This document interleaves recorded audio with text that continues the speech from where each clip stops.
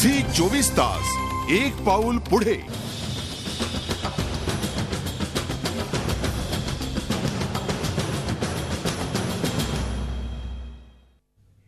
आध्यात्मिक क्षेत्रात राधेमा हे एक मोठं नाव आहे. राधेमाचे भक्तगण देशभर पसरलेत. नुकतंच राधेमाच्या वाढदिवसानिमित्तानं मुंबईत एका भव्य कार्यक्रमाचं आयोजन करण्यात आलं होतं. तो सोहळा बघितल्यानंतर हा देवीचा जागर आहे की एखादा मनोरंजनाचा कार्यक्रम, असा प्रश्न पडल्याशिवाय राहत नाही. तुम्ही बघा. हे दृश्य बघितल्यानंतर इथं एखादा मोठा इव्हेंट सुरू असावा असं कुणालाही वाटेल. विद्युत रोषणाईनं सगळा परिसर उजळून निघालेला होता. हजारो लोक मोठ्या उत्सुकतेनं आकाशाकडे डोळे लावून बसले होते. त्याच वेळी आकाशातून एक वलयाकृती सिंहासनावरती बसलेली महिला प्रकट होते. तिला पाहून तिथं उपस्थित असलेले भक्तगण तिच्या नावाचा एकच जयघोष करतात. जसं जसं ते सिंहासन खाली येतं तसतसा जयघोष वाढत जातो. सिंहासनाधिष्ठित ती महिला हात हलवून उपस्थितांना आशीर्वाद देते. तिच्या हातात एक त्रिशूळ असतो. ते सिंहासन खाली आल्यानंतर एकच आतषबाजी होते.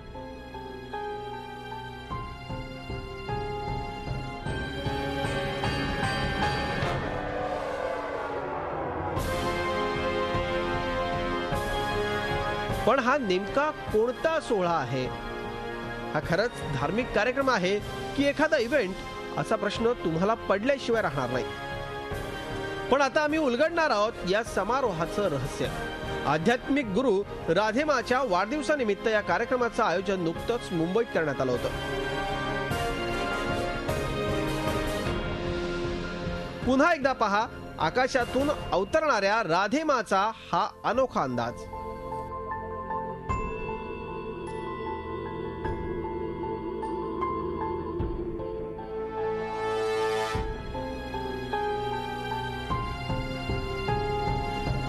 अध्यात्माच्या नावाखाली भक्त लाखो रुपयांचा चुराडा करतात. राधेमाचे भक्त याला देवीचा जागर म्हणतात. मंचावर शंकर आणि दुर्गा देवीची भव्य मूर्ती उभारली होती. पण जेव्हा राधेमाची एंट्री झाली तेव्हा तिच्या समोर सगळं काही खुजं ठरलं.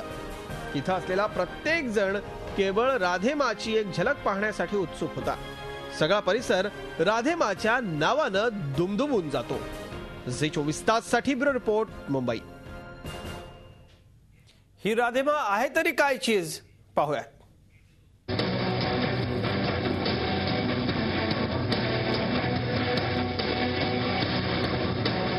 देवीचं मायाजाल.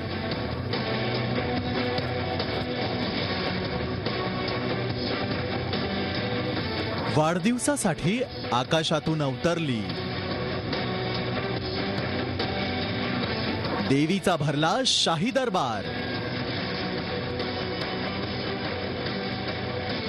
फिल्मी स्टाईलनं देवीची एंट्री.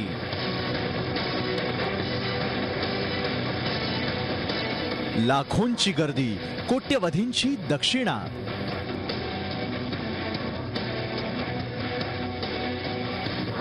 ही खरंच आहे धर्मगुरू?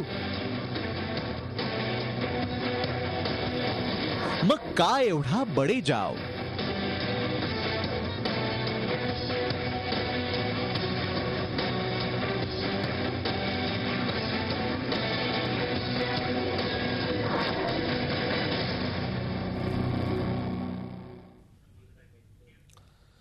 राधेमा नव्या जमान्याची आध्यात्मिक गुरु आहे. गर्दी कशी जमा करायची याची तिला चांगलीच जाण आहे. त्यामुळे प्रत्येक वेळी नवनव्या क्लुप्त्यांचा वापर केला जातो.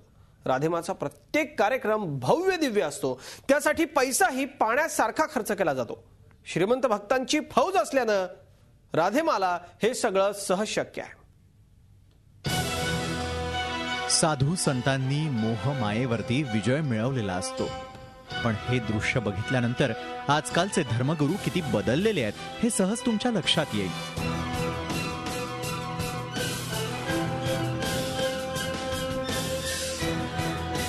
तथाकथित आध्यात्मिक गुरु राधेमा म्हणजे अध्यात्माचा नवा अवतार आहे. अध्यात्म आणि लक्ष्मीचा संगम जर पाहायचा असेल तर राधेमांच्या दर्शनाला जा. कारण या राधेमांचा थाटमाट काही वेगळाच आहे. आणि तो थाट पाहूनच तिचे श्रीमंत भक्त सढळ हातानं लाखो रुपयांची दक्षिणा दान पेटीत टाकतात.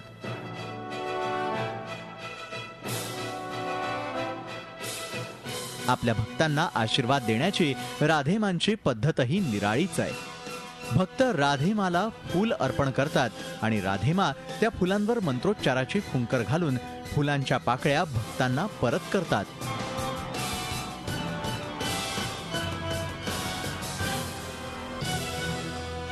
जागर आयोजित केला जातो.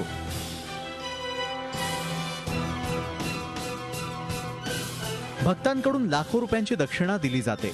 लाखो रुपये किमतीची आलिशान जगवार कार एका भक्तानं राधेमाला भेट म्हणून दिली आहे. राधेमा विद्यमान तथाकथित धर्मगुरूंपैकी लक्झरी क्लास संत मानली जाते. आपल्या निवडक भक्तांसोबत नृत्य करायलाही ती मागे पुढे पाहत नाही. नृत्य करताना अचानकपणे ती विचित्र मुद्रा करते आणि ती मुद्रा बघूनच तिचे भक्त दंडवत घालतात. तसंच राधेमासाठी आपला खिसा मोकळा करतात.